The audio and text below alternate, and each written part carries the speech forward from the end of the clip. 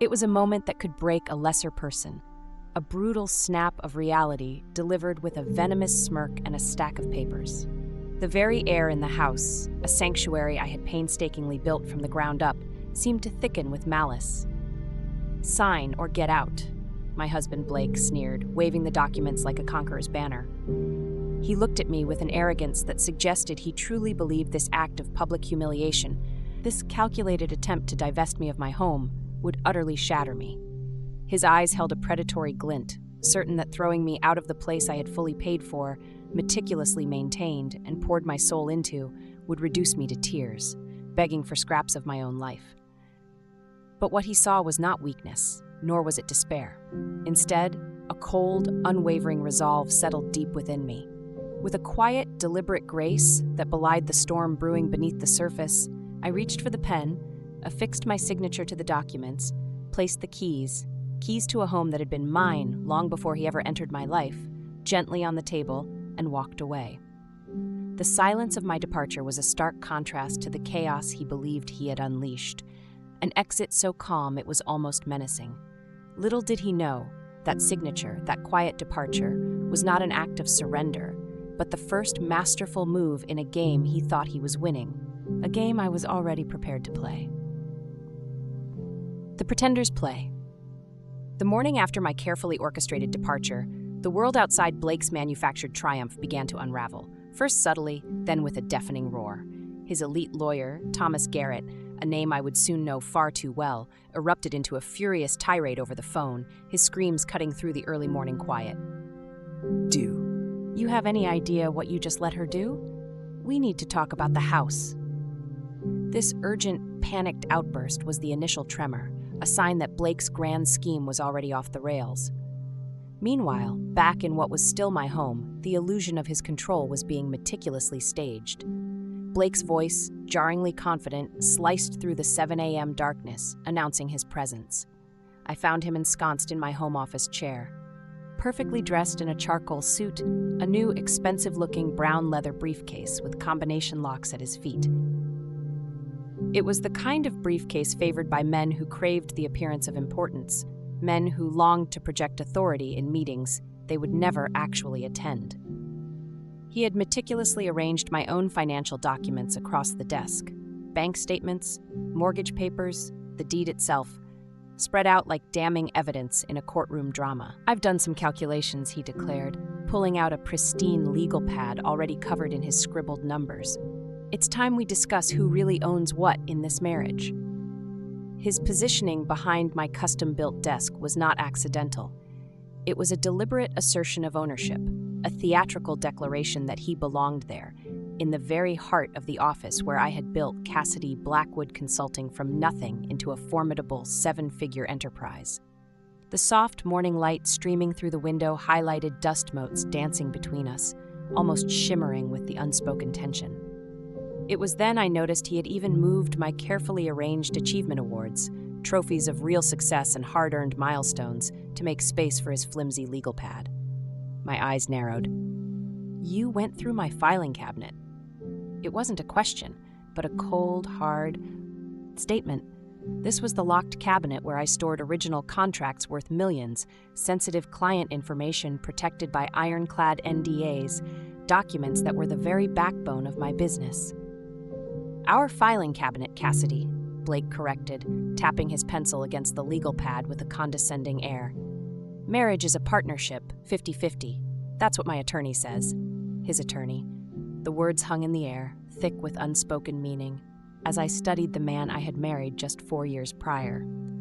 He was wearing the charcoal suit I had bought him last year for a job interview he'd abruptly canceled, deeming the company insufficiently prestigious for his grand vision. His hair was meticulously styled with the expensive pomade from my bathroom drawer. Even his posture seemed different, straighter, rigid, as if he had been rehearsing this entire scene in front of a mirror, perfecting his performance. I walked closer, my gaze taking in the neat, almost obsessive piles of my documents. The mortgage statements, clearly showing every single payment I had made, both before and during our marriage. The property tax records, undeniably in my name alone.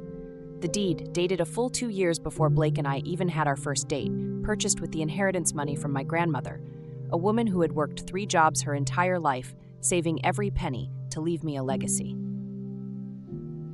"Your attorney," I repeated, picking up the Harrison Industries contract from the corner of my desk where he had carelessly pushed it aside. This single deal, a testament to my years of relentless effort, had generated more revenue than Blake had earned in his entire life. This was the same Blake who just last month had scornfully called lawyers parasites when I hired Rachel to review our expansion documents. He shifted uncomfortably in my ergonomic chair, a chair that cost more than his entire monthly gym membership. "That was different," he mumbled, trying to regain his composure. "This is about protecting our interests." Our interests.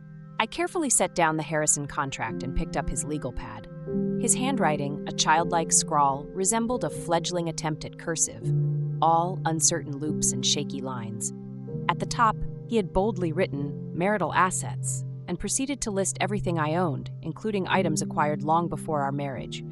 My grandmother's cherished jewelry, the serene Vermont cabin my father had left me, the original paintings I had bought to celebrate closing my first $1 million deal. Blake finally stood, moving around the desk to face me directly, his posture still stiffly rehearsed.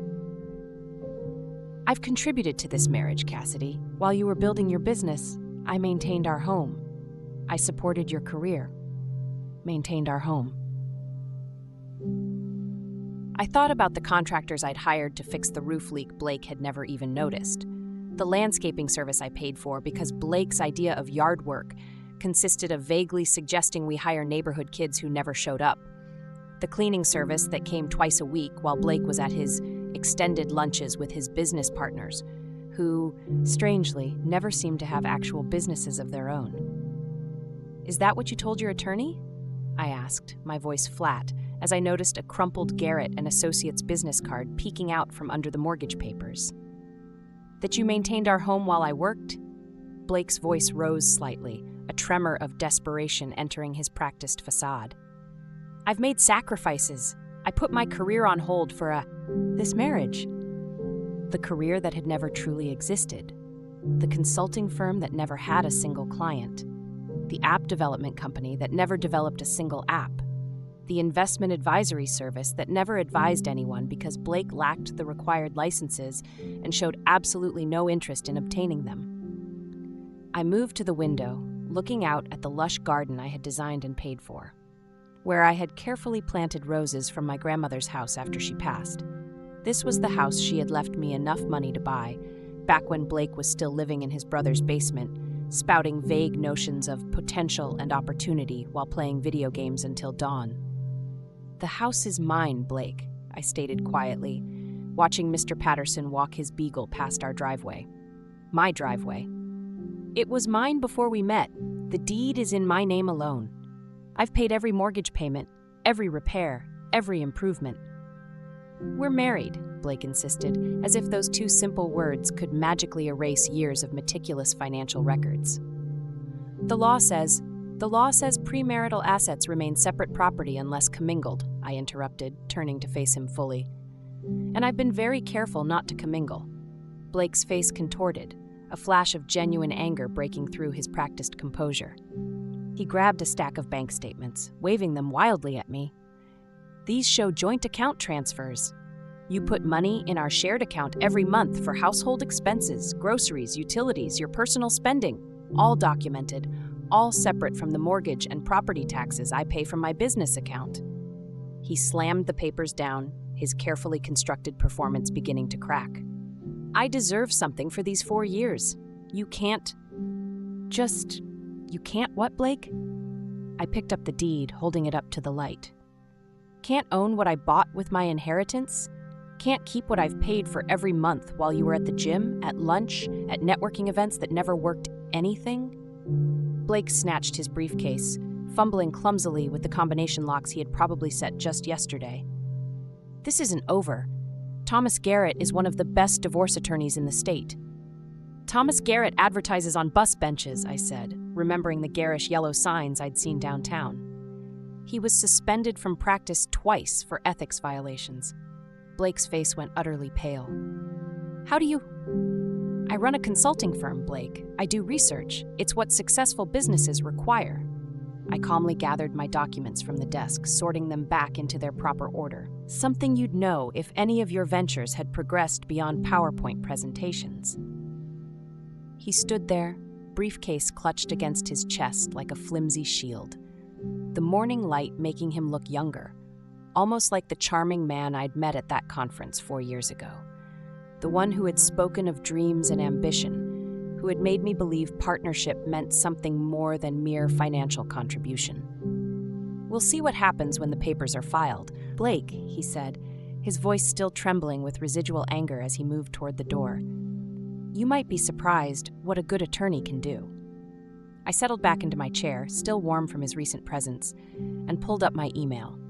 3 new client inquiries, a lucrative contract renewal from Morrison Group, and a message from Rachel Thornton, marked urgent, read immediately. My attorney, who actually was one of the best in the state, had been expecting this day for months. Blake, I called out just as he reached the doorway. He turned, a flicker of hope, of lingering delusion crossing his features. The locks will be changed by the time you get home tonight. The locks wouldn't be changed for another 6 hours, but I had more immediate problems that required my undivided attention. Threads of betrayal. Barely 20 minutes after Blake's dramatic exit, Emma, my brilliant assistant, knocked tentatively on my office door. She carried the monthly financial statements, documents I typically reviewed myself, but her expression alone made my stomach clench before she even uttered a word. I wasn't sure if I should bring these directly to you, Emma said, her usual efficiency replaced by an unusual hesitation as she placed the folder on my desk. She had been with me for 3 years, hired straight out of business school, and I had never seen her look so profoundly uncomfortable. Blake picked them up from accounting yesterday, said he was helping with the monthly review. I opened the folder, my gaze immediately scanning the credit card statements. Everything appeared standard until I reached the 3rd page. There it was, subtly buried between a lunch meeting and a bulk order of office supplies. Garrett and Associates, $2,500 retainer fee, dated 3 weeks ago. That was the very same day Blake had surprised me with flowers and an elaborate dinner at my favorite restaurant, claiming he wanted to celebrate my latest contract win. Emma, I managed, keeping my voice steady despite the searing anger building in my chest. Did Blake say anything when he picked these up? She shifted her weight, clearly uneasy. He mentioned something about understanding the business better, said he wanted to be more involved in your success. She paused, then added quietly, he also asked if I knew how corporate assets were handled in partnerships. I assumed he meant business partnerships. Of course he did. Blake, a man who couldn't balance his own checking account, was suddenly developing a keen interest in corporate asset division.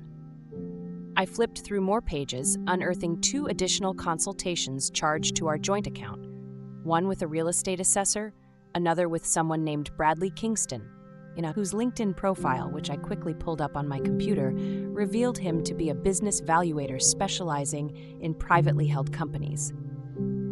My phone rang at precisely 12:30 p.m. Blake's name flashed on the screen, accompanied by a photo from our wedding day, both of us smiling, caught in a moment of genuine joy, unaware of the insidious currents already flowing beneath the surface. I remembered that day, my cousin making goofy faces off camera, trying to elicit those natural, unforced laughs for the photographer. We looked happy, blissfully ignorant that one of us was capable of such cold, calculated betrayal. Hi, sweetheart. Blake's voice came through, carrying a strange, unnatural energy, as if he were reading from cue cards. What time will you be home tonight? I'm planning something special for dinner. Blake didn't cook. In 4 years of marriage, his culinary achievements had been limited to burnt toast and occasionally successfully reheating takeout. Something special. There was a rustling of papers in the background as he continued, his tone overly serious. We need to talk about our future, about making some changes that will benefit both of us. The words sounded rehearsed, probably practiced in front of the bathroom mirror that very morning after I had left. I pictured him standing there, gesturing at his reflection, trying different inflections until he found one that sounded authoritative instead of desperately insecure. "I'll be home by 7, I lied, already mentally rearranging my schedule, shifting appointments, clearing my evening. "Should I pick up wine?" "No, I've got everything handled." Another first. Blake, handling anything beyond his gym schedule was remarkable. "Just bring yourself." After he hung up, I sat in my office, feeling the immense weight of what was coming.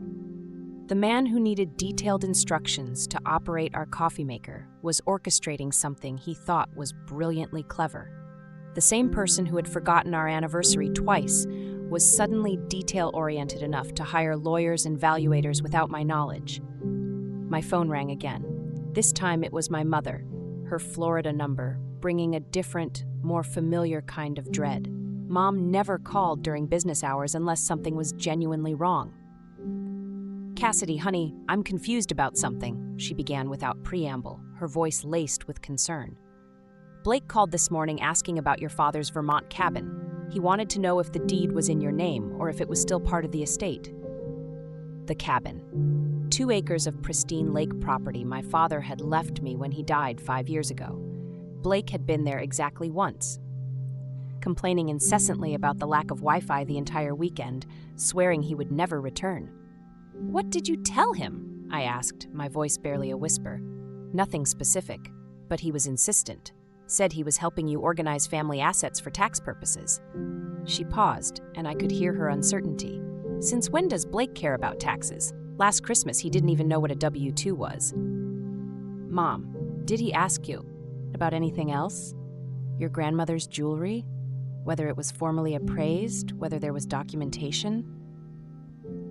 Her voice hardened, the maternal instinct to protect fully engaged. "Cassidy, that boy has attended exactly 1 family gathering in 4 years. Now he's calling me about property deeds and appraisals. Blake had been at his brother's bachelor party during Dad's funeral.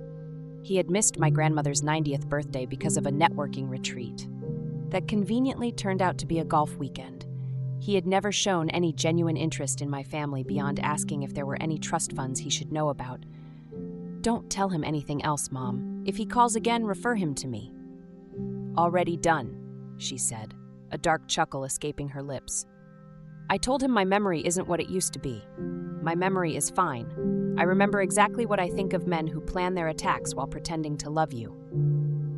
After Mom hung up, I made my own call. Rachel Thornton answered on the second ring, her voice crisp and professional, even though I was calling her personal line. "Cassidy, I wondered when you'd call." "You were expecting this?" I asked, a mix of relief and grim confirmation washing over me. "I've been expecting it since Blake showed up at the Harrington Charity Gala last month, chatting up divorce attorneys during the cocktail hour. Word travels in legal circles." I thought back to that night. Blake had disappeared for a full hour, claiming he was networking. I had been too focused on securing a major donation for the women's shelter to pay attention to his whereabouts. Rachel's fingers flew across her keyboard as she spoke, the rhythmic clicking a strangely comforting sound. "Let me pull up your files. The CBW Holdings Trust, established 2 years before your marriage. The house titled exclusively to the trust. Your business incorporated as a separate entity with you as sole proprietor. Your premarital assets all meticulously documented and never commingled with marital funds." "So, I'm protected?" "Better than protected. You're bulletproof, legally speaking." She paused, and I could hear her smile through the phone. "Blake can hire every attorney from here to Manhattan. The documentation is airtight." "Then why does this feel like I'm losing something?" Rachel's voice softened slightly, understanding my unarticulated pain.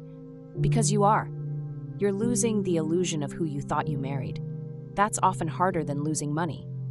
What do you recommend?" "Let him play his hand. Document everything. Every conversation, every financial transaction, every meeting with his bargain basement attorney." Her tone sharpened again, shifting back to business. "Men like Blake always overplay when they think they're winning. Their ego becomes evidence." I thought about Blake sitting in my office chair this morning, arranging my papers like props in his carefully staged performance. The new briefcase, the practiced posture, the rehearsed phrases. He wasn't just planning a divorce. He was staging a hostile takeover. Rachel, he's planning something for tonight, a dinner where we discuss our future. Then give him the performance he expects. Let him think you're unsuspecting. The more confident he feels, the more mistakes he'll make. She paused, then added with emphasis, and Cassidy, record everything. Missouri is a one-party consent state. Your phone in your pocket is perfectly legal. I hung up feeling steadier, a cold clarity replacing my initial dread, but somehow also profoundly sadder. This morning, Blake had been my disappointing husband. This afternoon, he was my opponent. By tonight, he would reveal himself as something far worse. A man who had spent years sleeping beside me while meticulously planning his betrayal, practicing his lines in the mirror, utterly convinced he could take everything I had built simply because he had watched me build it. A performance of treachery. I arrived home at exactly 7 p.m., my phone discreetly recording in my jacket pocket, how its familiar weight a small, cold comfort against the looming confrontation. The house immediately smelled wrong, a discordant mix of cheap soy sauce and something synthetic, utterly unlike the comforting aromas of our usual meals. Blake had ordered Chinese food, but not from our familiar, reliable restaurant. This was from the shoddy place near the highway, the one we had tried once and sworn never to return to after finding a suspicious hair in the rice. He had set the dining room table with my grandmother's cherished Wedgwood china, the delicate blue and white plates she had brought from England in 1952, heirlooms that had survived 2 world wars and 3 generations. We had used them precisely twice in 4 years of marriage, for our first anniversary and the night my biggest client signed a 5-year contract extension. Both times, Blake had complained bitterly about hand-washing them, insisting it was pretentious to own dishes you couldn't put in the dishwasher. Now he moved around my kitchen with an unfamiliar, almost theatrical purpose, plating orange chicken and beef broccoli onto porcelain that had witnessed history, only to be used as props in Blake's performance. He had even lit candles, the expensive ones I saved for power outages, and dimmed the lights to what he probably imagined was an atmospheric glow, but which actually made the room feel unsettling, like a funeral parlor. "Sit," he commanded, gesturing to my usual chair while he remained standing, a manila folder tucked dramatically under his arm. He had changed into a different suit, this one navy, also purchased with my credit card during last year's failed job search. "We need to have an honest conversation about our marriage." I sat, acutely aware of how he had positioned himself, carefully blocking my path to the door. It was likely something his bargain basement attorney had suggested. Establish dominance, control the exit, make her feel trapped. What neither Blake nor his bus bench lawyer understood was that I had spent years negotiating with corporate executives who ate intimidation tactics for breakfast. Blake cleared his throat, a theatrical flourish, and launched into what was clearly a prepared speech. "Cassidy, we've grown apart. Our life paths have diverged in ways neither of us anticipated when we said our vows." He paused dramatically, mimicking the way he had seen actors perform in movies, his gaze fixed on some imagined point of pathos. "I've been doing a lot of soul-searching, attending therapy, working on myself." Therapy? That was new. Unless he counted YouTube motivational videos as professional help, Blake had never set foot in a therapist's office. He continued, his voice adopting the smooth, overly practiced cadence of a bad TED Talk. "I've realized that our marriage has become unbalanced. You're consumed by your work, and I've been left to manage everything else alone. The emotional labor, the household management, the sacrifice of my own dreams to support yours." I reached for my water glass, letting him continue his self-serving monologue while I studied his face. He had practiced this, probably multiple times, in front of a mirror. His gestures were too coordinated, his pauses too calculated. Even the way he had placed his hands on the back of his chair was a carefully staged affectation. "I think it's best if we separate," he continued, finally sliding the manila folder across the table, nudging aside a container of sweet and sour sauce. "I've had papers drawn up that I believe are fair to both parties." I opened the folder while Blake watched, his breathing slightly accelerated, a tremor of anticipation in his eyes. The first page was exactly what I had expected.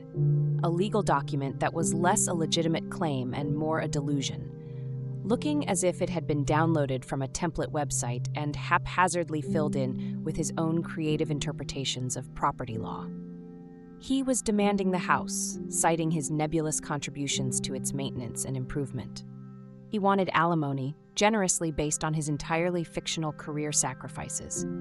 He had even brazenly listed my business, Cassidy Blackwood Consulting, as a marital asset, claiming he had been an unofficial consultant throughout its development. "You want half of Cassidy Blackwood Consulting," I said, not as a question, but as a confirmation of his staggering self-delusion. "I've been your sounding board for every major decision," Blake insisted, his confidence visibly swelling. "I've attended networking events, supported your late nights, sacrificed my own entrepreneurial ventures." I flipped to the next page. He wanted my grandmother's jewelry, labeling them as marital gifts. The Vermont cabin was listed as joint recreational property. Even my car, purchased 6 months before our wedding, was somehow classified as a shared asset. Blake moved closer, standing over me now, looming. "This is what's fair, Cassidy. What we built together should be divided equally." I continued reading in silence, my expression carefully neutral, while internally I cataloged every ridiculous claim, every legal impossibility, every piece of glaring evidence that Blake had absolutely no understanding of what he had actually signed that morning in my office. The papers he had arranged so carefully on my desk earlier had been decoys, accessible documents I had deliberately left out, knowing his insatiable curiosity would overcome his limited attention span. Blake's patience was visibly fraying. "Are you going to sign?" I set down the papers and looked up at him, my gaze unwavering. "You want the house? I deserve the house. I've made it a home while you've treated it like a hotel. And my business, our business built during our marriage, community property. The cabin in Vermont where we've made memories as a couple." Each lie was delivered with increasing confidence, as if sheer repetition could somehow transform fiction into fact. Blake had spent exactly 1 night at the Vermont cabin, complained the entire time, and left early, claiming allergic reactions to pine trees that mysteriously never affected him during the Christmas season. I picked up the pen he had placed beside the papers, a cheap blue Bic, not even a decent one, and he stepped back, already anticipating victory. His phone was already out, probably ready to text his brother or his gym buddies about his successful negotiation. "No," I said simply, setting the pen back down. Blake's face flushed a furious red. "What do you mean, no?" "I mean, no. I'm not signing these papers." His practiced composure cracked like cheap paint on an old wall. "You have to sign them. This is what's happening. I've made my decision." "Your decision?" I stood slowly, matching his height and my heels, my voice cold and cutting. "Your decision about my house, my business, my inheritance?" Blake's hands clenched into fists. "Our house, our business. 4 years of marriage makes everything ours." "That's not how property law works, Blake." He slammed his palm on the table hard enough to rattle the Wedgwood china, his face going from red to purple. "Don't lecture me about law, my attorney says. Your attorney who advertises on bus benches?" He leaned across the table, his voice dropping to what he probably thought was a menacing whisper, but merely sounded childish. "You're going to sign these papers, Cassidy. You can do it voluntarily, or we can do this the hard way." The hard way. A small, chilling smile touched my lips. "What does that mean exactly?" He straightened, pulling himself up to his full height, and pointed theatrically at the door. "Sign the papers or get out. This is my house now. I've established residency. I've contributed to its maintenance. Sign or pack your things and leave." The words hung in the air between us, heavy with his misguided conviction, precisely as Rachel had predicted. Blake had delivered his ultimatum exactly as his cut-rate attorney had probably coached him, utterly failing to understand that he had just committed several egregious legal errors in less than 30 seconds. Errors that were, at that very moment, being meticulously recorded on my phone. I picked up the pen again, and Blake's entire body visibly relaxed, victory already etched across his features. I signed every page, slowly, deliberately, making him watch each stroke of the pen. My name flowed across the signature lines with the same precision I used for million-dollar contracts, each letter perfectly formed. When I finished, I set the pen down and removed my house keys from my pocket, placing them next to the signed papers with a deliberate, almost ceremonial gesture. My wedding ring followed, the platinum band I had purchased myself years ago when Blake had claimed rings were outdated symbols of ownership. The irony of the moment was not lost on me. I stood, collected my purse, and walked toward the door without uttering a single word. Blake called after me, his voice a strange mixture of confusion and premature triumph. "That's it? You're just leaving?" I paused at the doorway, turning back to look at him, standing there amidst the takeout containers and my grandmother's stolen china, holding papers he didn't understand, celebrating a victory that existed only in his deluded imagination. I said nothing. There was nothing to say that wouldn't be better delivered through far more formal, far more effective legal channels. Echoes of a false victory. Just 20 minutes later, I was in Rachel's conference room, a space usually reserved for high-stakes depositions and complex settlement negotiations. She had stayed late, just as promised, and everything we needed was already meticulously prepared. Coffee in real ceramic cups, not the flimsy paper ones Blake always grabbed from gas stations. Legal documents were spread across the expansive table in organized sections, each one properly tabbed and labeled, a testament to Rachel's unparalleled efficiency. "He said it?" Rachel asked, pulling up her laptop and navigating to social media. Word for word, sign or get out. He even pointed at the door for emphasis. Rachel's smile was sharp enough to cut glass, a predatory gleam in her eyes. "Perfect. Now, let's review what he's been posting while you were at dinner." Rachel's laptop screen glowed with Blake's latest Instagram post, uploaded a mere 45 minutes after I had left the house. The photo showed him raising a beer in my living room, surrounded by his gym crew, with the triumphant caption, "New chapter starts now. Sometimes you have to remove toxic people to find your peace. Hashtag fresh start, hashtag my house, my rules, leveling up." "He's literally broadcasting evidence," Rachel said, taking screenshots with methodical precision. "Look at this one." She scrolled to another post where Blake had photographed my home office, now grotesquely transformed into what looked like a gaming paradise. 3 monitors were arranged on my handcrafted desk, LED strips ran along the walls I had painted myself, and his collection of action figures was displayed prominently where my achievement awards used to sit. The caption read, "Finally turning this workspace into something productive. No more corporate prison vibes." My phone buzzed with a text from Jennifer Martinez, my neighbor 2 houses down. We weren't close, but we shared the kind of polite relationship that involved waving during morning runs and accepting packages for each other. Her message was brief yet potent. "Blake's having quite the party. Just watched him give a tour to about 10 people. He's telling everyone you abandoned the marriage for your career. Thought you should know." Another text followed immediately, this one with a video attachment. Jennifer had filmed from her kitchen window, capturing Blake on the front porch with his brother and several men I recognized from his gym. His voice carried clearly across the quiet street, filled with self-pity and manufactured grievance. She chose spreadsheets over family. I gave her an ultimatum and she literally walked out, just left. Can you believe that?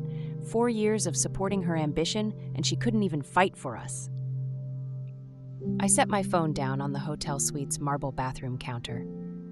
The Marriott downtown wasn't cheap, but I needed a base of operations that felt controlled, professional, somewhere I could think without the emotional weight of memories in every corner.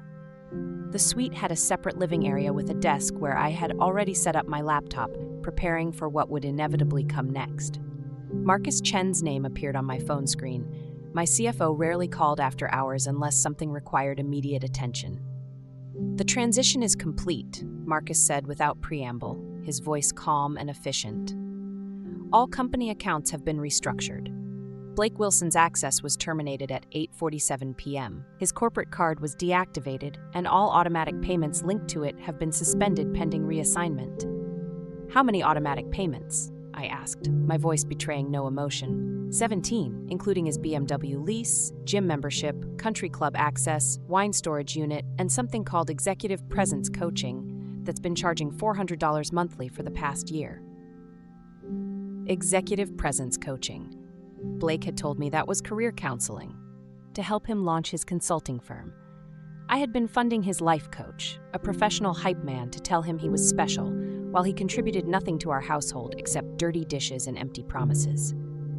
Document everything, Marcus. Create a full audit trail. Already in progress. Also, Blake attempted to use the corporate card 20 minutes ago at something called Velocity Sports Bar.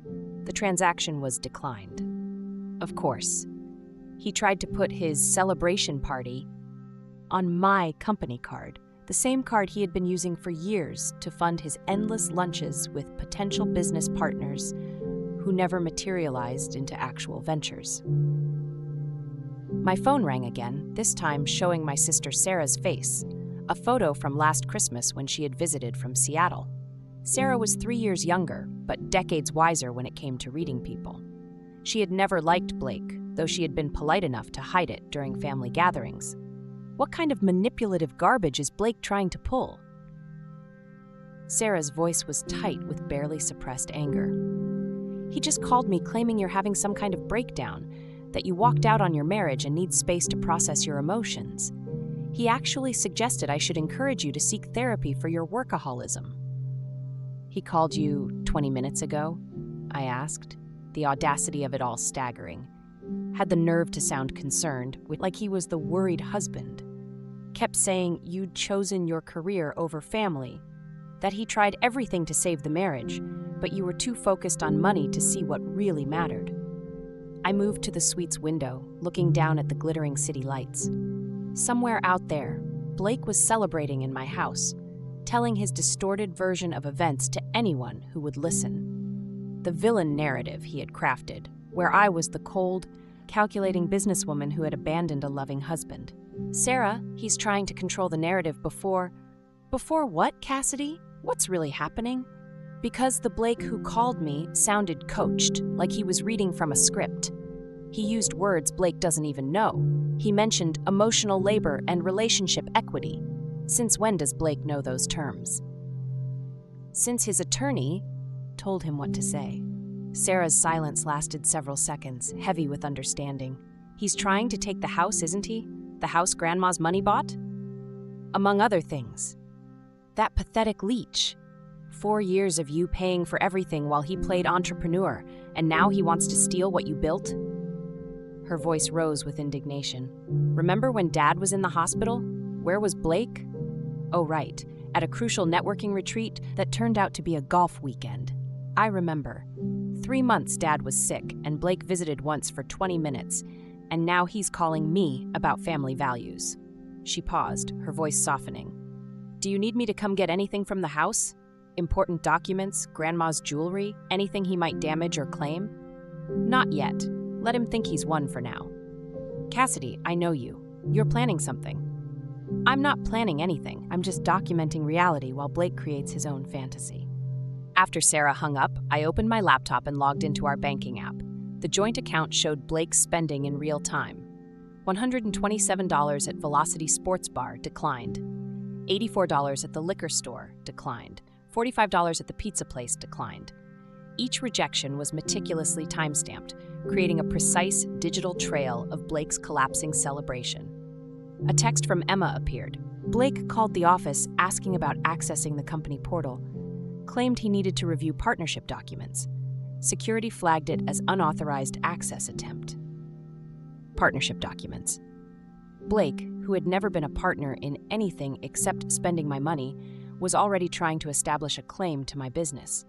His attorney must have told him to gather evidence of involvement, not understanding that every login attempt, every call, every text was being logged by people who actually understood the meaning of documentation. My phone buzzed with another Instagram notification.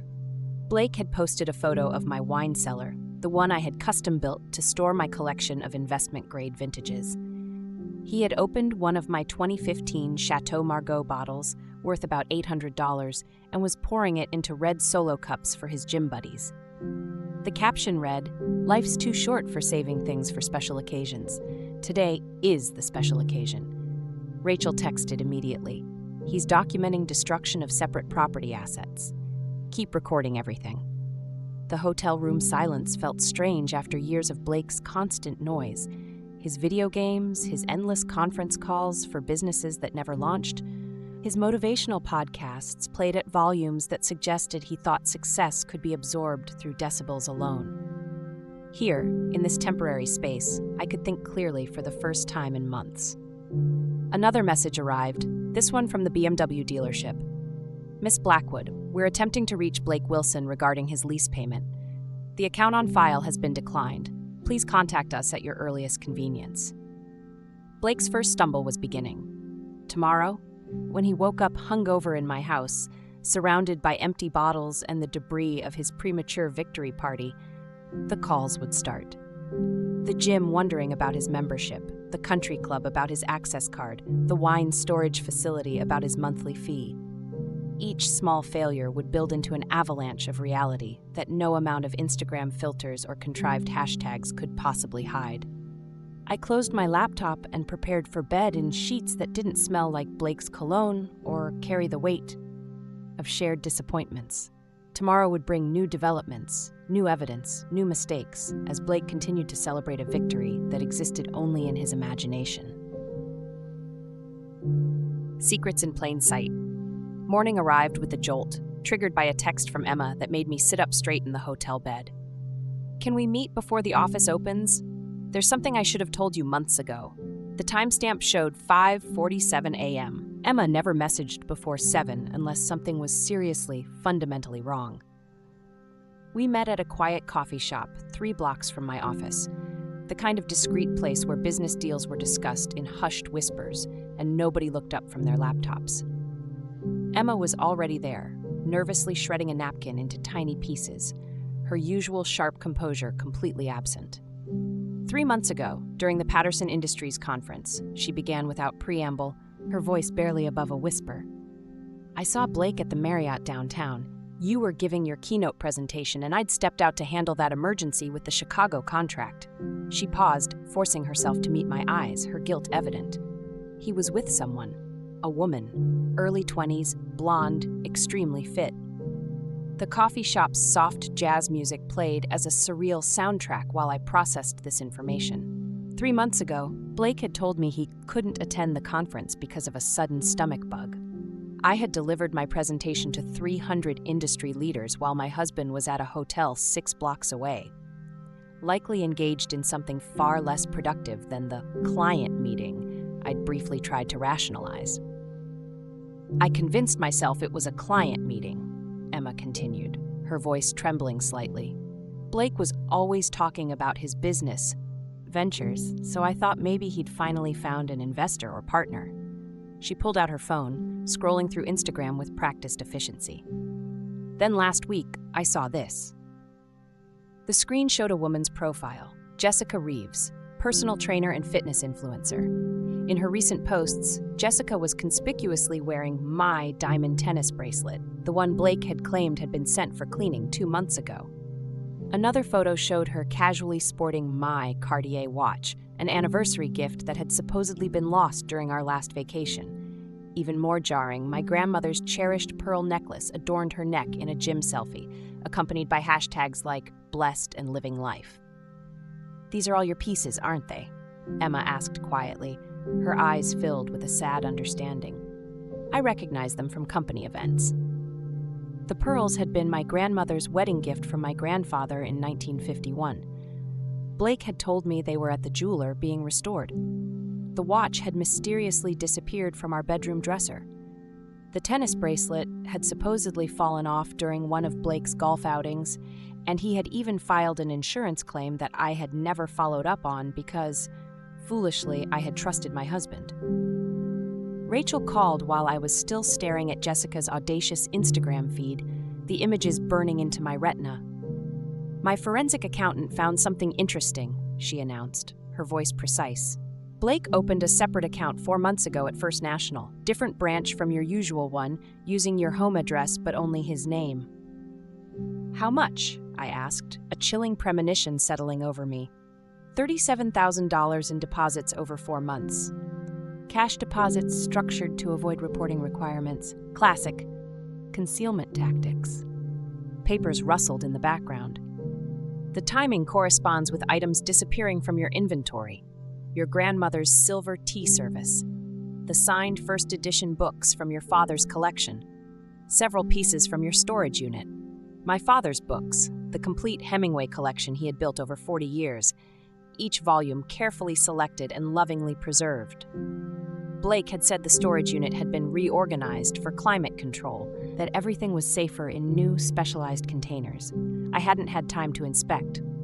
He's been liquidating assets for months, Rachel continued, her voice grim. Building an escape fund while you paid for everything. The mortgage, utilities, his car, insurance, food, his gym membership. You were funding his lifestyle while he was systematically stealing from you to fund his exit. After ending the call, I drove directly to my house, not to confront Blake, but to speak with Mrs. Chin next door. She answered immediately, as if she had been expecting me. Mrs. Chin was 73, sharp as a legal brief, and had lived next door since before I bought the house. She had never liked Blake, consistently referring to him as that loud man whenever his music disturbed her afternoon tea. I have something to show you, she said, leading me to her dining room where a laptop sat open on her polished mahogany table. My grandson installed these doorbell cameras after those package thefts last year. They record everything. The footage began playing.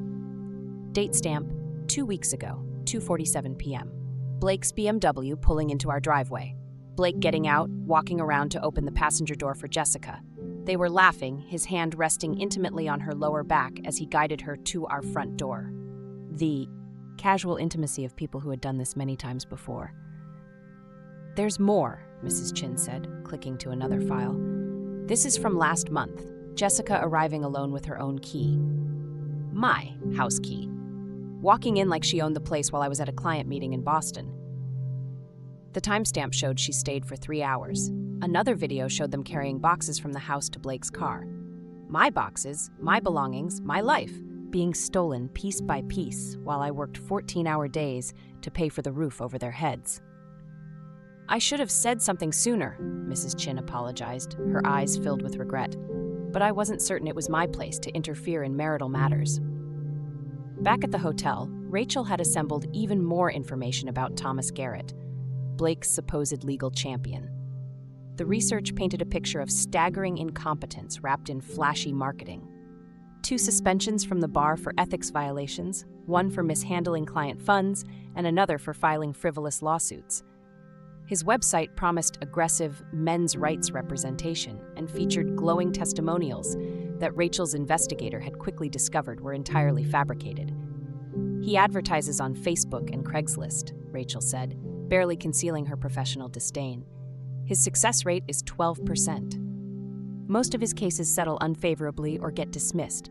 Blake found him through a sponsored post that promised David versus Goliath legal victories. The irony was exquisite. Blake, convinced of his own brilliance, had hired an attorney whose incompetence was meticulously documented in public records. He had chosen flash over substance, marketing over merit, precisely the same way he had approached everything in our marriage. Marcus Chen sent another update about Blake's rapidly deteriorating financial situation.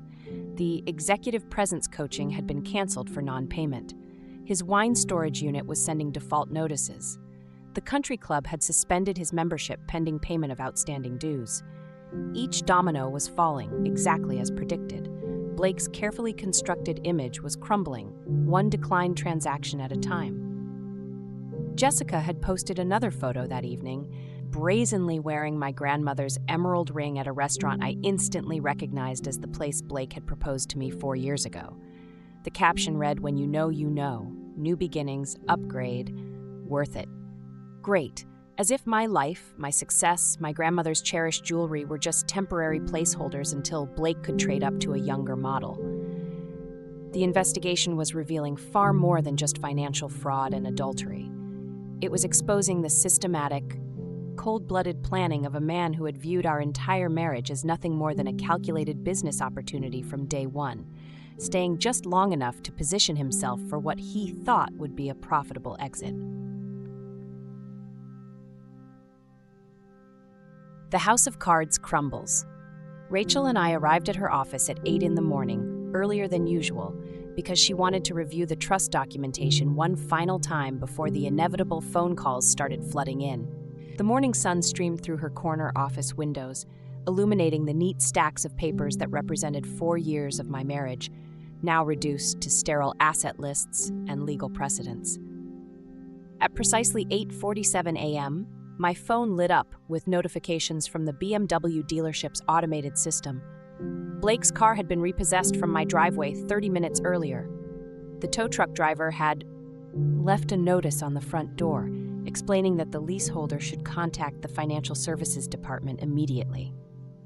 Blake, who rarely woke before 11, would discover this in a few hours when he stumbled outside, expecting to find his precious status symbol waiting conveniently in the garage. Emma forwarded me an email that had bounced back from Blake's company email address, the one I had set up for him 2 years ago when he insisted he needed it for his consulting business that never materialized. The address was dead. The account terminated as of midnight. His phone would be next, once he realized the expensive device in his hand was suddenly just a very heavy paperweight without cellular service. At 9:15 a.m., Jennifer Martinez texted me a photo from her living room window. Blake stood in my driveway in his pajamas, staring bewilderedly at the empty space where his BMW should have been, holding the repossession notice like it was written in a foreign language. Even from a distance, I could see his confusion rapidly morphing into raw panic as he desperately tried to call someone, anyone, only to discover his phone had no service. Rachel's paralegal knocked and entered, carrying a fresh cup of coffee and wearing an expression of barely suppressed amusement. Mr. Wilson just tried to use the Keurig machine at the house. The Smart Plug app shows 5 failed attempts to activate it remotely. He also tried the television, the sound system, and the automated blinds. She paused, a small smile playing on her lips.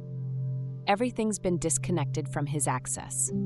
The smart home system I had installed last year, all connected to my account, all controlled by my phone. Blake had mocked it as unnecessary technology, but he had certainly enjoyed using voice commands to adjust the temperature and lighting. Now he was trapped in a house that no longer recognized him as an authorized user. At 9:42 a.m., Jessica Reeves updated her Instagram story. She was at brunch with someone new, a man whose Rolex was conspicuously visible in the frame as he poured champagne. The caption read, "When the universe removes toxic people, automatically blessed, trading up new energy." Blake had been tagged in the post initially, but the tag was removed within minutes. She had already moved on to her next target. Marcus Chen called with an update on Blake's attempted transactions from the morning. He tried to buy coffee at his usual place, declined. Attempted to get gas at 3 different stations, all declined. He even tried to use Apple Pay linked to the corporate account that was terminated at midnight. Marcus paused, and I could hear him typing. He's currently at an ATM trying to access the joint account that's showing a balance of 0 as of this morning's transfer. Blake's entire financial ecosystem had collapsed overnight. Every card, every account, every automatic payment that had sustained his lavish lifestyle for 4 years had been systematically terminated. The man who had spent the previous evening celebrating his victory was now discovering that his entire empire had been built on someone else's painstakingly laid foundation. At 10:03 a.m., Thomas Garrett's name appeared on Rachel's phone screen. She put him on speaker, and we could immediately hear the raw panic in his voice before he even spoke a single word. Papers rustled frantically in the background, and someone was typing rapidly on a keyboard. "Miss Thornton, I need clarification on some documentation that's just come to my attention," Garrett began, his voice notably higher, a stark contrast to yesterday's confident threats. "The CBW Holdings Trust you mentioned. My client was under the impression that the property was a marital asset. Your client signed documents acknowledging the property was owned by the trust," Rachel responded, her tone professionally neutral, while her eyes sparkled with barely concealed satisfaction. His signature appears on 7 different pages, affirming his understanding of the ownership structure. But he didn't. There may have been some confusion about the implications of those signatures. Confusion. Rachel pulled up the relevant documents on her screen. Mr. Wilson signed a separation agreement demanding sole and exclusive rights to property he knew was owned by my client's trust. That's documentary fraud, Mr. Garrett. I'm sure someone who advertises expertise in property division would recognize the severity of that. The frantic typing in the background stopped abruptly. We could hear Garrett's breathing accelerate, sharp and shallow, as he processed the devastating implications. More papers shuffled, and then a muffled conversation as Garrett apparently covered the phone to speak with someone else in his office, his voice low and urgent. "I need to review this with my client," Garrett said when he returned, his voice strained and noticeably weaker. "There seems to be a misunderstanding about the nature of the property ownership." "There's no misunderstanding, Mr. Garrett," Rachel said calmly, her voice a steel-edged blade. "Your client attempted to claim property he never owned, using documents he created while planning to commercially exploit that property through short-term rentals. We have his social media posts, his rental listings, and his signed acknowledgement that he understood the trust structure. Would you like me to forward you the evidence file?" Another pause, longer this time. Then Garrett's voice, barely controlled, speaking to someone in his office but clearly audible through the phone. "Get Blake Wilson on the phone immediately." We heard the speakerphone click on in Garrett's office, and then Blake's voice, panicked and raw with anger. "Tom, what's happening? My car is gone. My cards don't work. I can't even make coffee in my own house." "It's not your house," Garrett said flatly, his own composure finally cracking. "It never was your house." "What are you talking about? I have the separation agreement. She signed it. She gave me the house." Garrett's composure finally shattered completely. His voice rose to nearly a shout, forgetting entirely that Rachel and I were still on the line. "Do you have any idea what you just let her do? You signed documents claiming ownership of property held in a trust established before your marriage. You committed fraud, Blake, documentary fraud. She didn't give you anything. You gave her evidence to bury you with." The silence that followed was absolute, deafening. We could hear Blake breathing on the speaker, rapid and shallow, as the devastating reality finally penetrated his carefully constructed delusions. Rachel muted our end of the call, and we listened as Garrett continued his desperate explanation, his voice becoming increasingly agitated as he outlined the catastrophic legal position Blake had created for himself. "The property was never a marital asset. Your social media posts constitute evidence of intent to commit fraud. The separation agreement you had her sign is worthless because you can't transfer ownership of something you never owned. And by claiming exclusive rights to the property, you've admitted in writing that you understood the ownership structure while attempting to steal it anyway." Blake's response was barely audible. All his manufactured confidence evaporated.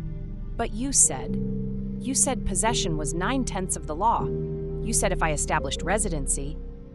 "I said that before I knew about the trust, before I knew you'd been posting about turning it into a rental property. Before I knew you'd signed documents acknowledging you understood the ownership structure." Garrett was clearly in full panic mode now, his voice shrill. "You need to vacate that property immediately. Today. Before she files criminal charges." Rachel unmuted our phone.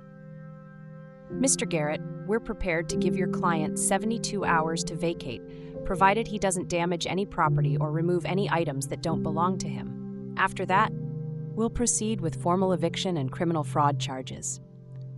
Garrett's panicked voice was still echoing through Rachel's office when we heard Blake in the background, shouting something incoherent about squatters' rights and residential tenancy laws. The call ended abruptly with Garrett saying he needed to review case precedents immediately. Rachel closed her laptop with a decisive click of satisfaction and looked at me across her mahogany desk, a triumphant glint in her eyes.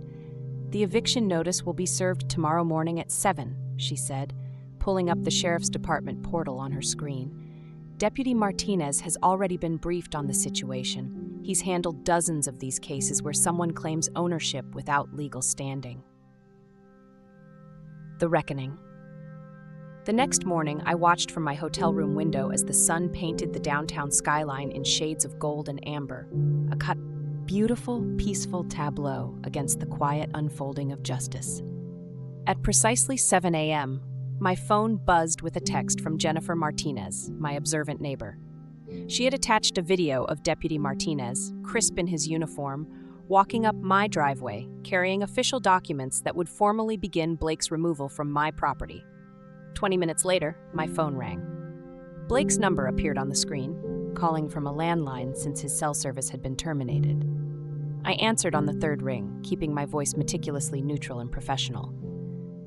"Cassidy, we need to talk about this situation," Blake began, his voice utterly lacking its usual manufactured confidence, replaced by a desperate pleading tone. "This has all gotten out of hand. Maybe we should sit down and discuss this like adults." "We did discuss it, Blake," I replied, my voice devoid of emotion. "You presented me with separation papers demanding my house, my business, and my inherited assets. I signed exactly what you asked me to sign. That was just negotiation tactics. You know how lawyers are, they always start high." His voice cracked slightly, the raw desperation beginning to seep through. "We could work this out ourselves. Maybe try counseling. Remember how good things were in the beginning?" The beginning. That distant memory when Blake had presented himself as an ambitious entrepreneur, temporarily between ventures, someone who just needed the right partner to achieve his boundless potential. I had tragically mistaken his confidence for competence, his dreams for plans, his empty promises for genuine potential. "Blake, the CBW Holdings Trust was established 2 years before we even met. Every mortgage payment came from my business account. You signed documents acknowledging you understood the ownership structure. There's nothing to work out." His tone shifted abruptly, from falsely conciliatory to aggressive within seconds, the mask slipping completely. "You set me up. You knew what you were doing all along. This whole marriage was just a business arrangement to you." "The marriage was real, Blake. Your contribution to it wasn't. For years, you never paid a single household bill, never contributed to the mortgage, never even bought groceries unless it was with my credit card. I supported you emotionally. I maintained our home. I sacrificed my career." His voice rose to nearly a shout, reciting the same rehearsed lines his attorney had probably fed him, now hollow and pathetic.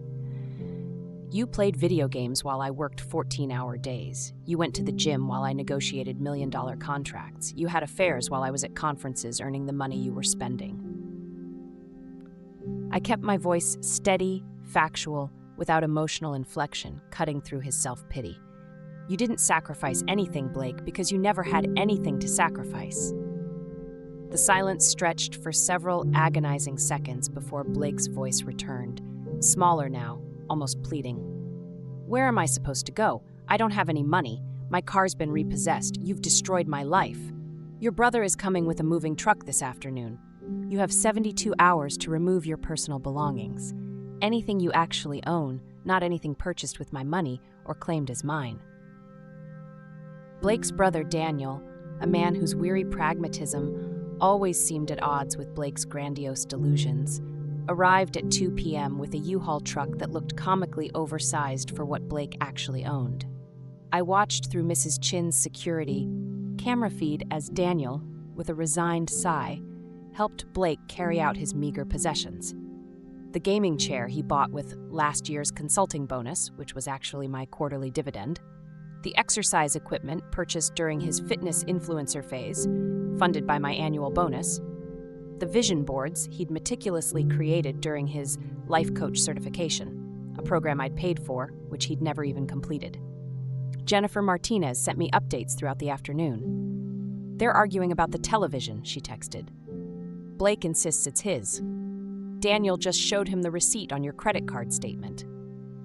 Another text 20 minutes later showed Blake standing in the driveway, gesturing wildly at neighbors who were pretending to check their mail or water already drenched gardens. Mrs. Chin had positioned herself strategically on her porch with a cup of tea, watching the proceedings with undisguised interest, a silent, elderly sentinel of justice. Mr. Patterson walked his beagle past the house 3 times, each loop slightly slower than the last, an unspoken witness to Blake's humiliation. Blake tried to take the Peloton bike, arguing vehemently that he was the only one who used it. Daniel had to physically stop him, patiently pointing out that the credit card statement showed it was purchased with my company card.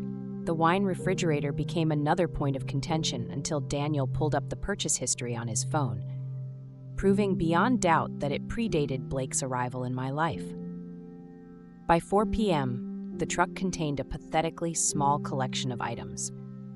Blake's clothes, most of which I'd purchased but wasn't interested in fighting about, his extensive collection of self-help books and business guides, none of which had ever translated into actual business activity, the plaques and certificates from his various online courses and certifications, monuments to potential that never materialized into productivity. Rachel called as they were loading the last boxes. "I have the forensic accounting report complete. Do you want to know the total? Tell me." Over 4 years, Blake Wilson contributed exactly $0 to household expenses. He spent $342,768 of your money on what he categorized as business development, networking, and professional advancement. She paused, and I could hear her flipping through pages, the numbers cold and damning. This includes $47,000 in gym and fitness-related expenses, $83,000 in restaurant bills for meetings with potential partners who never materialized, $31,000 in online courses and certifications he never completed, and $45,000 in travel for conferences where he was supposedly building his network. The rest? Personal shopping, entertainment, and cash withdrawals that coincide with the dates he was seeing Jessica. Every penny documented, every transaction tracked.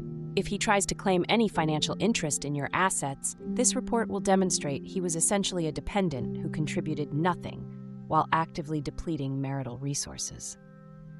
I thought about all those evenings I'd come home exhausted from client meetings to find Blake sprawled on the couch, planning his next big venture while I paid for his dreams and delusions. $342,000 over 4 years. That money could have funded a scholarship program, supported a women's shelter, or helped actually struggling entrepreneurs launch real businesses. Daniel knocked on several more doors as the afternoon wore on, apparently looking for boxes or tape or bubble wrap.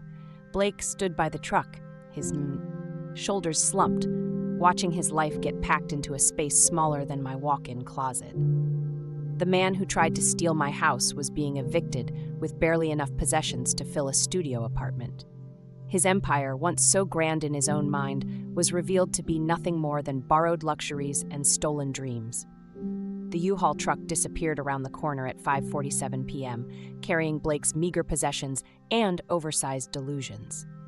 I stood in Mrs. Matchin's driveway for another moment, watching the empty street where my marriage had just been packed away in boxes smaller than my quarterly tax payments. Then I walked back to my house with the locksmith I'd scheduled for 6 sharp. Robert from Secure Home Systems had serviced the property before, installing the smart locks 2 years ago that Blake never bothered to learn to program properly. He worked methodically, replacing every lock, reprogramming every code. His professional silence was a profound comfort after days of legal battles and emotional confrontations. The front door's new deadbolt clicked into place with a sound that felt like punctuation at the end of a very long, arduous sentence. "All set, Miss Blackwood," Robert said, handing me a set of gleaming new keys under the porch light. "The smart home system has been completely reset. Only your biometrics and phone will have access now." Sanctuary reborn. I entered my house, truly my house, for the first time in days. The space felt different immediately, like it had been holding its breath for 4 years and could finally exhale. Blake had always kept the curtains drawn, claiming the sunlight gave him headaches when, in truth, he simply preferred the cave-like atmosphere for his gaming marathons. I moved through each room, pulling open curtains, raising blinds, letting the evening light flood spaces that had been shrouded in his manufactured darkness. The living room windows now revealed the lush garden I'd planted but had barely enjoyed, always too tired from work, while Blake complained the outdoor furniture wasn't comfortable enough for his afternoon naps. The kitchen seemed larger somehow without his protein powder containers cluttering every surface, his collection of energy drinks that left rings on my grandmother's wooden table. I opened windows that had been sealed shut since winter, letting fresh, crisp air replaced the stale mixture of his cologne and whatever supplements he'd been taking for his latest fitness transformation. ServiceMaster arrived the next morning with a deep cleaning crew. Not because the house was dirty in any conventional sense, but because I needed every trace of Blake's presence professionally erased. They worked through each room with industrial-grade equipment, steam cleaning carpets where he'd spilled his sports drinks, sanitizing bathrooms where he'd left his expensive skincare products that never made him look any younger, just more desperate. "We'll need to pay special attention to the master bedroom," I told the crew leader, a middle-aged woman named Patricia, who understood without further explanation. She'd probably seen enough divorce cleanings to recognize the particular kind of sanitation that had nothing to do with germs and everything to do with reclaiming space from someone who'd contaminated it with betrayal. While they worked, I drove to the storage unit where I'd been keeping my father's books and my grandmother's china that Blake had deemed too cluttered for our minimalist aesthetic. His term for empty spaces he was too lazy to decorate. Box by box, I brought back the pieces of my life I'd hidden to make room for his oversized ego. The complete works of Maya Angelou that Blake had called depressing. The Victorian secretary desk my grandmother had written her letters on, which Blake said ruined the modern flow of the living room. My office transformation took 3 days, where Blake's self-aggrandizing vision boards had covered the walls, dreams of businesses that never launched, goals that never materialized, motivational quotes that never motivated action. I rehung my achievement awards, the Partner of the Year plaque from Morrison Industries, the Excellence in Innovation Certificate from the State Business Council, the framed first dollar from Cassidy Blackwood Consulting, earned not from dreams but from relentless work. Blake never understood. His garage gym equipment had already been removed, leaving a vast, empty space that now echoed with possibility. Within a week, contractors had transformed it into the library I'd always wanted, a sanctuary. Floor-to-ceiling bookshelves were filled with the collection Blake had mocked as pretentious. Leather-bound editions he'd called wasteful, first editions he'd tried to sell behind my back. A plush reading chair was positioned perfectly to catch the morning light. The room now smelled like wood polish and old paper, not rubber mats and his perpetual gym sock stench. Sarah flew in from Seattle to help with the final touches, bringing a bottle of champagne she'd been saving since our father's death. "You finally came to your senses," she said, popping the cork in my newly reclaimed kitchen, a sound that resonated with quiet triumph. We drank from my grandmother's crystal glasses, the ones Blake had wanted to sell because, as he often quipped, nobody uses crystal anymore. The quiet victory. The truth about Blake's ignominious eviction spread through professional networks without my saying a single word. Emma mentioned that Patterson Industries, a major client, had been discreetly asking about the sudden change in my emergency contact information. Jennifer Martinez's husband, a member of the same exclusive golf club where Blake had spent countless afternoons networking, quickly spread the word about his membership revocation. Even the owner of Blake's favorite restaurant reached out, carefully asking if the corporate account was still active for client dinners. It was, of course, just without Blake's authorization. Jessica Reeves posted a cryptic Instagram story about learning to spot red flags and what happens when someone can't even pay for a coffee run. She had publicly blocked Blake, making sure Mutual Connections saw her unequivocal dismissal of him. His carefully cultivated image as a successful entrepreneur crumbled faster than his legal case. LinkedIn showed he'd viewed my profile 17 times in 1 week. A desperate, futile attempt to cling to any semblance of his former life. But his own profile disappeared entirely after his post about new chapters and fresh opportunities got screenshotted and shared in private group chats with crying, laughing emojis. 6 months later, on a warm September evening, I hosted my first dinner party since reclaiming my house. Rachel arrived early with her wife, bringing a bottle of wine that cost more than Blake's entire monthly gym membership. Emma came with her husband, carrying a homemade lasagna in the dish Blake had banned from our kitchen because carbs didn't align with his fitness goals. Mrs. Chin brought her famous dumplings, the ones Blake had called too ethnic for his palate. We gathered around my dining room table, the one Blake had wanted to replace with something more modern, less meaningful. Candlelight reflected off my grandmother's china, the delicate plates he'd used as props for his final performance, now serving their actual purpose, bringing people together, fostering genuine connection. The conversation flowed naturally, punctuated by genuine laughter, not the forced networking chuckles Blake had practiced so diligently in the mirror. Rachel raised her glass as we finished dessert, a decadent chocolate soufflé I'd made myself in my reclaimed kitchen. "To Cassidy," she said, her voice resonant with warmth and admiration, "who proved that the best revenge isn't destroying someone who wronged you. It's simply protecting what was always yours and letting them destroy themselves." The toast echoed through my house. My actual house, where every room now held my choices, my memories, my future. Blake had wanted to steal it all with paper weapons and practiced speeches, convinced of his own untouchable cleverness. Instead, he'd learned the brutal truth of what happens when performance meets preparation, when pretense collides with patience, when someone who thinks they're taking everything discovers, in the most devastating way possible, that they never had anything to take to begin with.